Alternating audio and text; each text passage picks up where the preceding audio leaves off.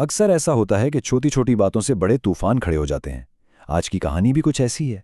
ये पंजाब के इलाके रचना की कहानी है, जहां पड़ोसियों का एक मामूली सा झगड़ा इतना दिलचस्प और पेचीदा हो गया कि सुनकर यकीन करना मुश्किल हो जाता है। ये सिर्फ एक लड़ाई नहीं है, बल्कि गांव की जिंदगी, वहां की इज्जत और उसूलों की एक जबरदस्त झलक है। सब कुछ शुरू हुआ इस एक जुमले से। ये सिर्फ एक इनकार नहीं था, बल्कि ये वो चिंगारी थी जिसने देखते ही देखते पूरे मोहल्ले में आग लगा दी। एक जरा सी बात जो हाथ से निकलकर गांव की सियासत का मरकज बन गई। तो आखिर ऐसा क्या हुआ था? किस बात पर यह इनकार हुआ जिसने इतना बड़ा हंगामा खड़ा कर दिया? वजह जानकर शायद हंसी आ जाए। ये सारा किस्सा एक मीठी सी चीज की फरमाइश से शुरू हुआ था। जी हां, इस सारे झगड़े की जड़ थी गुजरेला।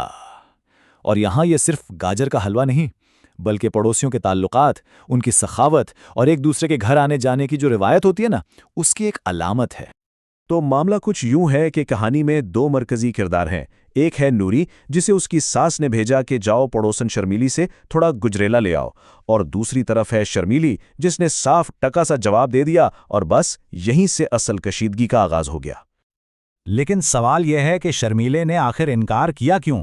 मसला नूरी से बिल्कुल नहीं था। मसला था उस शख्स से जिसके घर ये गुजरेला जाना था, और उसका नाम था रमजी, जिसे गांव वाले बदकिस्मती की चलती फिरती निशानी मानते थे। जी, रमजी। बस ये नाम ही काफ़ी था झगड़ा शुरू करवाने के लिए। इसकी जो बदनामी थी ना, वही इस कहानी का असल ईंधन है, और यहीं से ये मामूली सा झगड़ा एकदम से इज्जत का मसला बन जाता है। अच्छा, तो रमजी पर इल्जामात क्या थे?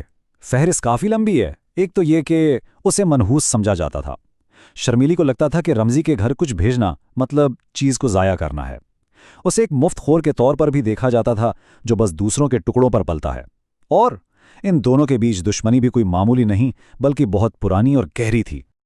शर्मीली के रमजी से नफरत का आलम तो बस इस एक जुमले से लगाया जा सकता है। ये कोई छोटी मोटी नापसंदीदगी नहीं थी, बल्कि ये एक शदीद दुश्मनी थी जिसका चर्चा पूरे गांव में था। अब जब लग रहा था कि मामला इससे ज्यादा क्या ही बिगड़ेगा, तभी कहानी में एक ऐसा ड्रामाई मोड़ आया जिसने झगड़े का पूरा नक्शा ही बदल कर रख दिया। और वो ड्रामाई मोड़ क्या था? सिर्फ एक चीज, एक बकरा। जी हां, एक बकरे ने आकर सब कुछ बदल दिया। रमजी की ये नई खरीदारी, समझ लें, मोहल्ले की ताकत के खेल में एक मुकम्मल गेम चेंजर साबित हुई। और रमजी का मंसूबा तो सुनिए, कमाल का था। उसने अपनी साख बदलने के लिए सोचा कि एक बहुत बड़ी देग में बकरा पकाकर पूरे गांव की दावत की जाए। मतलब जो लोग उसे मुफ्तखोर कहते थे, उन सबको ये एक जबरदस्त और अवामी जवाब था। तो बकरा तो आ गया, लेकिन अपने साथ एक नया तूफान भी ले आया। अब ये लड़ाई सिर्फ दो घरों की नहीं रही थी। नए किरदारों के आने से गांव वाज़े तौर पर दो हिस्सों में बंट गया। और अब इस तूफान में पैसों का मामला भी शामिल हो गया। हुआ ये कि फलक शेर नामी एक शख्स ने अपनी बेटी बेलू को कपड़ों के लिए 3000 रुपए दिए, लेकिन बेलू ने वो पैसे रमजी की दावत के लिए देकर बयाना देने में इस्तेमाल कर लिए। तो अब सूरत हाल बिल्कुल साफ थी। गांव में दो टीमें बन चुकी थीं। एक तरफ था रमजी, जो अपनी इज्जत बचाने के लिए दावत करना चाहता था, और उसके साथ थी शर्मीली। और दूसरी तरफ थे फलक शेर और नूरी, जिनका मकसद था अपने पैसे वापस लेना। अब तक तो सिर्फ बातें हो रही थीं, लेकिन अब वक्त था एक्शन का। झगड़ा जुबानी कलामी से बढ़कर अमली कार्रवाई तक पहुंच गया, जो इस कहानी का क्लाइमैक्स है। हुआ ये कि रमजी देख के पूरे पैसे नहीं दे सका, तो फलक शेर की पार्टी ने सोचा कि भाई अब तो इंसाफ अपने हाथ में ही लेना पड़ेगा, और उन्होंने जमानत के तौर पर एक बड़ी कार्रवाई का फैसला किया। और ये कार्रवाई भी बड़ी बाकायदा मंतिक के साथ की गई। पहले बकाया रकम मांगी गई। जब वो नहीं मिली तो उन्होंने कहा ठीक है, अदायगी के बदले देगी उठा लेते हैं। मतलब एक अफरा तफरी के लम्हे को एक बाकायदा तरीकाकार बनाकर पेश किया गया। देग उठाने वालों ने अपने इस अमल का जवाब भी बड़े सीधे साधे जुमले से पेश किया, जैसे ये कोई चोरी नहीं बल्कि एक कारोबारी लेन देन हो, और वो तो बस अपनी मेहनत का फल ले रहे हैं। तो इस सारी भाग दौड़ और खींचातानी का नतीजा क्या निकला?